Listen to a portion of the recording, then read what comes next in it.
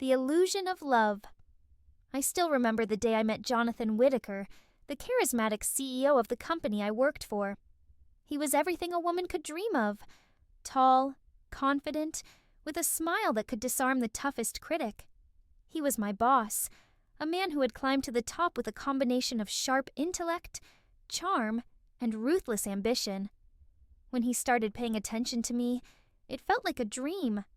I was a senior analyst, quiet but efficient, with a knack for spotting opportunities others often missed. Jonathan seemed to notice this talent and began inviting me to more meetings, seeking my opinions, and complimenting me on my work. It didn't take long for those professional interactions to become personal. He'd send me messages late at night, sharing his thoughts, his dreams, his supposed loneliness. The courtship was swift and intense. Jonathan showered me with expensive gifts, spontaneous trips, and declarations of undying love. Within 6 months, we were married in a lavish ceremony. I was ecstatic, believing I had found my soulmate, a man who valued me not only for my mind, but for who I was. Little did I know, I was just a pawn in a game I didn't know was being played. Chapter 2. The betrayal unfolds.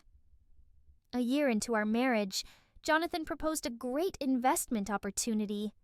He had this grand vision of expanding his company, and he needed liquid capital to make it happen. He painted a picture so vivid and promising that I found myself buying into it. Hook, line, and sinker. He knew I had inherited $60 million from my grandfather, and he convinced me to invest it in the business, assuring me that we were building a future together. But things started to feel off shortly after I wired the money. Jonathan became distant, spending late nights at work and frequently traveling for business. His affection waned, replaced by cold indifference. I tried to ignore the signs, blaming stress, or convincing myself that he was just working hard for us. But one day, a text message changed everything. I saw the message flash on his phone screen. "Can't wait to see you tonight, love. Mia." My heart sank. Mia was his assistant, a young, vibrant woman who had recently joined the company. At first, I thought it might be a misunderstanding, but my instincts screamed otherwise. I hired a private investigator, and what he uncovered shattered my world. Jonathan had been cheating on me with Mia for months. Worse, he had siphoned the entire $60 million into offshore accounts under a business name that didn't exist. The great investment was nothing more than a scam, a means to take my inheritance and disappear. Within days of my discovery, Jonathan and Mia vanished without a trace. Chapter 3. Picking up the pieces. For weeks, I was numb, devastated, and humiliated. My marriage was a lie, my money was gone, and I was left with nothing but a massive, empty house and a sea of debt. Friends pitied me, and colleagues whispered behind my back. I had been made a fool by the man I thought I loved, but amidst the pain, a spark of anger ignited, a fire that would become my driving force. I wasn't going to let Jonathan get away with this. I began researching, poring over financial records, tracking every traceable transaction he had made. I hired the best forensic accountants and lawyers in the country, determined to unravel his deceit. I learned everything I could about offshore banking, shell corporations, and financial fraud. I wasn't the same naive woman he had tricked. I was someone with nothing left to lose and everything to gain. It took months, but I slowly started to piece together his web of lies. Jonathan had been preparing for this betrayal long before we got married. He had set up dummy corporations and funneled my money through a series of international transactions designed to be untraceable. But he underestimated my resolve and my resources. Chapter 4. The plan takes shape. While investigating, I discovered a hidden network of associates, lawyers, bankers, and corrupt officials who had aided Jonathan in his deception. I realized that to take him down, I needed to think like him, be as ruthless and cunning as he was. I began to make allies in places Jonathan never imagined I would look. I reached out to some of the same shady figures he had used. I played a new game, pretending to be interested in making similar investments. I made friends with people on the inside, those who had been swindled by Jonathan or had grudges of their own. Bit by bit, I fed them information, manipulated them into giving me the intel I needed. Then, I made my first move. Using the evidence I had gathered, I filed a lawsuit against Jonathan, alleging fraud, breach of fiduciary duty, and theft. The lawsuit was public, and the media quickly picked up on it. I knew it wouldn't be enough to bring him back, but it was the bait to draw him out.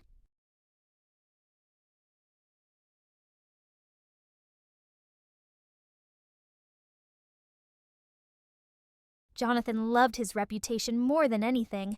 He had built his career on being a self-made genius, a brilliant businessman with a flawless track record. He couldn't stand the thought of his name being dragged through the mud. Chapter 5. The Revenge. And as expected, Jonathan resurfaced. He returned to the country under a fake identity, thinking he was one step ahead. But he didn't know I had friends watching, waiting for him to make a mistake. I tipped off the authorities to his whereabouts, but not before ensuring the world knew what kind of man he really was. I leaked every sordid detail to the press. His affair with Mia, his theft, his fraudulent dealings. Jonathan tried to fight back, using his network to intimidate and silence me, but I was relentless. I played the media game, giving interviews, painting myself as the wronged woman seeking justice. Public sympathy was on my side. When Jonathan finally showed his face in court, he was a shadow of the confident man I once knew. I saw the anger, the frustration, and the fear in his eyes. He tried to bluff his way out, to charm the jury like he had charmed me, but it didn't work. I had prepared too well. Piece by piece, I dismantled his defense. The evidence was overwhelming, and the jury was swift in its judgment. Jonathan was found guilty of fraud, embezzlement, and conspiracy. He was sentenced to 25 years in prison. Chapter 6. The New Beginning. Mia, his mistress, was nowhere to be found. I later learned she had fled the country with what little money Jonathan had managed to hide from the authorities. She was just another pawn in his game, discarded when she was no longer useful.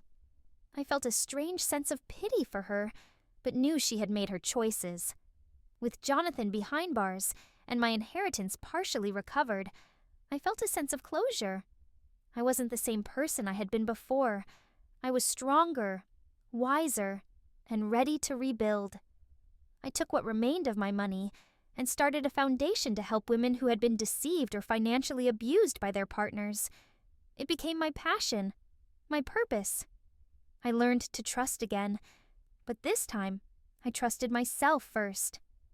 I knew that real power came not from money or influence, but from resilience, courage, and the willingness to fight for what is right.